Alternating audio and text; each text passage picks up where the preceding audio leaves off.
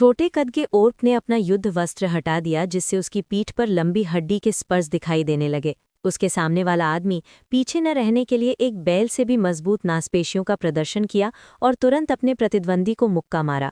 वे द्वंद्व युद्ध कर रहे थे। हरा ओर्क उनका नेता गुलदान था और चुनौती देने वाला उसका एक सरदार था। भयंकर लड़ाई के बाद गुलदान आश्चर्यजनक रूप से नुकसान में था। लड़ाई को जल्दी समाप्त करने के लिए गुलदान ने अपने प्रतिद्वंदी की जीवन शक्ति को खत्म करने के लिए अपनी फैल ऊर्जा का इस्तेमाल किया। वो आदमी बेजान होकर जमीन पर गिर गया। हालांकि गुलदान जीत गया था, लेकिन उसने कोई सम्मान महसूस नहीं किया, क्योंकि उसने द्वंद्व युद्ध जीतने के लिए फैल ऊर्जा का उपयोग करके पारंपरिक नियमों को तोड़ दिया था। गुलदान के पास फैल ऊर्जा थी, जिसके कारण वो नेता बना। उसके जादू के लिए जीवन शक्ति के निरंतर निकास की आवश्यकता थी। इंसान ठीक किए गए और बड़े एड्रास में रहते थे और ओर्क्स हरे भरे ड्रेनोर में रहते थे। लेकिन गुलदान ने इस बैलेंस को बिगाड़ दिया, अपने रास्ते में आने वाली हर चीज़ को लूट लिया और अनगिनत गांव वालों को पकड़ लिया। एड्रास पर आयरन फोर्ज में अलायंस कमांडर लोथर बौने राजा से मिली तोपों की तारीफ कर रहे थे। तभी लोथर को तुरंत स्टॉर्मविंड वापस बुलाया गया। अलायंस गैरिसन पर हमला हुआ था। नए जादूगर खटगर मौके से एक लाश लेकर आए। उन्होंने ये नतीजा निकाला कि सैनिक की मौत जादू से हुई थी। इसे समझाने का एकमात्र तरीका गार्डियन मेडीव को ढूंढना था।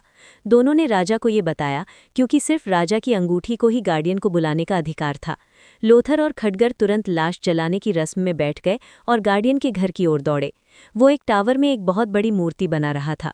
जब लोथर गार्डियन से बात कर रहा था, हालांकि खटगर ने गार्डियन की स्टडी में एक अजीब सा साया देखा। परछाई से गाइड होकर खटगर ने अपनी बाह पर लगे रून्स का इस्तेमाल करके एक शानदार कोडेक्स ढूंढा और उसे चुपके से छिपा दिया। फिर गार्डियन ने उन्हें स्टॉर्मविंड पैलेस में टेलीपोर्ट कर दिया। अगले दिन उन्होंने आसपास के जंगल में सुराग ढूंढने के लिए एक आर्मी भेजी, लेकिन उन्हें एक ओर्क के हमले का सामना करना पड़ा। ओर्क्स ने अचानक हमला किया, लेकिन गार्डियन के पावरफुल मैजिक ने उन्हें एक ही स्पेल से आसानी से हरा दिया। उन्होंने एक छोड़ी हुई फीमेल ओर्क को भी पकड़ लिया, जो उनकी भाषा बोलती थी। उसने उन्हें सब कुछ बताया और उन्हें ओर्क्स की मांद में ले गई, जहां उन्हें पता चला कि वे एक पोर्टल बना रहे थे। पता चला कि ओर्क्स लगातार लोगों को पकड़ रहे थे, ताकि गुलदान पावर एब्जॉर्ब कर सके, ताकि वे पोर्टल को फिर से खोल सकें और सभी ओर्क्स को वहां टेलीपोर्ट कर सकें। मैंने इस मूवी के सीक्वल का 6 साल तक इंतजार किया। ये मूवी एक आदमी की जवानी और एक औरत की दुश्मन है। वर्ल्ड ऑफ वॉरक्राफ्ट का शानदार बैकग्राउंड सच में एपिक है। आदमी डुरोटार है, ओर्क्स का सरदार, जबकि दूसरी तरफ इंसानी राजा की आर्मी है।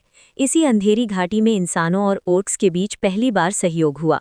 पता चला कि इससे पहले ओर्क कबीले के सरदार डुलोंगटन ने अचानक देखा कि गुलदान जहां भी जाता था, वहां जिंदगी खत्म होती दिखती थी। गुनहगार गुलदान था, जिसके पास जादू था। हालांकि वो अपनी ताकत से गुलदान का मुकाबला नहीं कर सकता था। कुछ सोचने के बाद उसे इंसानों की एक स्काउटिंग पार्टी मिली और वो महिला ओर्क उनके साथ शामिल हो गई। वो लोथर और दूसरों को जांच करने के लिए ओर्क कैंप ले गया। लेकिन जैसे ही वे लौटने वाले थे, डुलोंगटन को वो महिला ओर्क मिली और उसने उससे राजा को एक संदेश देने को कहा। इस युद्ध को जीतने के लिए इंसानों को 2 शाही कुलों के साथ गठबंधन करना होगा। इस तरह इंसानों और ओर्क्स के बीच लड़ाई शुरू हुई।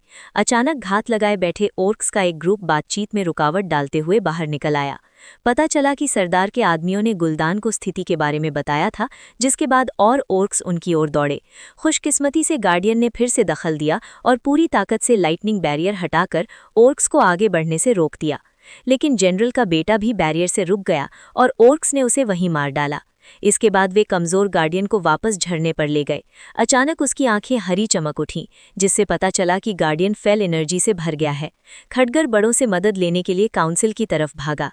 आखिर में उसे उनसे पता चला कि गार्डियन पर लंबे समय से फेल एनर्जी का कब्जा था और वो उसका विरोध नहीं कर सकता था। ये ताकत धीरे धीरे उसके अंदर बढ़ती गई और आखिर में गार्डियन के दिमाग को खा गई।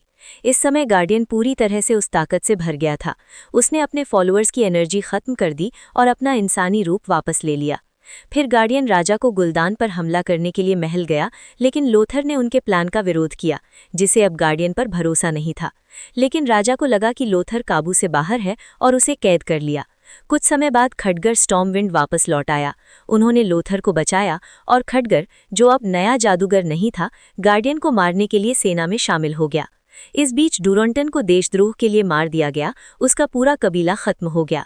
उनकी पत्नी उनके भागने के दौरान मिल गई और उन्हें अपने नवजात शिशु को छोड़ने के लिए मजबूर होना पड़ा, जो एक नदी में बह गई, और फिर ओर्क्स को हराने के लिए खुद को कुर्बान कर दी। बाद में अपने लोगों को जगाने के लिए डुरोंटन ने गुल्दान को लड़ाई के लिए चुनौती दी। हालांकि गुल्दान ने पारंपरिक नियम तोड़ दिए और डुरोंटन को फेल एनर्जी से मार डाला। हालांकि इससे ऑर्क्स को गुल्दान का असली रूप पता चल गया, लेकिन गुल्दान की बहुत ज्यादा ताकत ने उन्हें उसके लिए लड़ते रहने को मजबूर कर दिया। इस समय राजा की सेना, ये वर्ल्ड ऑफ वॉरक्राफ्ट में इंसानों और ऑर्क्स के बीच सबसे क्लासिक लड़ाइयों में से एक है। राजा अपने योद्धाओं को लेकर ऑर्क्स के कैंप में पहुंचा। राजा के आदेश पर हमले के खिलाफ एज़ेरोथ की रक्षा के लिए लड़ाई ऑफिशियली शुरू हो गई। ऑर्क्स के सींग बजे और वे एक ही समय पर हमला कर दिया। इस बीच दो लोगों को गार्डियन का किला मिला, लेकिन वो पूरी तरह से बुराई में डूबा हुआ था, अपना दिमाग खो चुका था और मंत्र पढ़ रहा था, जिससे ऑर्क्स को एक पोर्टल खोलने में मदद मिली, जिससे और ऑर्क्स टेलीपोर्ट होकर अंदर आ सकें। इस मुश्किल समय में युवा जादूगर ने जादू का इस्तेमाल करके एक बड़ी चट्टान को हिलाया ताकि गार्डियन को कुचल दिया जाए जो जादू कर रहा था, और डार्क पोर्टल बंद हो गया। हालांकि वो भी बुरे जादू के संपर्क में आ गया। उसकी शक्ति धीरे धीरे खत्म हो रही थी। सही समय पर उसे जादूगर का मंत्र याद आया। एक जोरदार धमाके के साथ बुरी एनर्जी सफलतापूर्वक शुद्ध हो गई और गार्डियन को होश आ गया। उसे पता था कि उसने क्या किया है। अपने आखिरी पलों में उसने एक मंत्र पढ़ा, जिससे पोर्टल एक बार फिर से एक्टिवेट हो गया और उसका टारगेट स्टॉर्म विंड हो गया। राजा जियांगजुआंग ने तुरंत पकड़े गए गांव वालों को पहले अंदर जाने का आदेश दिया, जबकि वो ऑर्क्स को फुसलाकर ले जाने लगा। लेकिन जल्द ही गार्डियन पश्चाताप से भरा हुआ चला गया। हालांकि राजा समय पर पीछे हटने में विफल रहा। निराशा में फीमेल ऑर्क को बचाने के लिए उसने उसे मारने के लिए मजबूर किया, जिससे वो ऑर्क्स के लिए हीरोइन बन गई। फीमेल ऑर्क ने आंखों में आंसू लिए राजा के लिए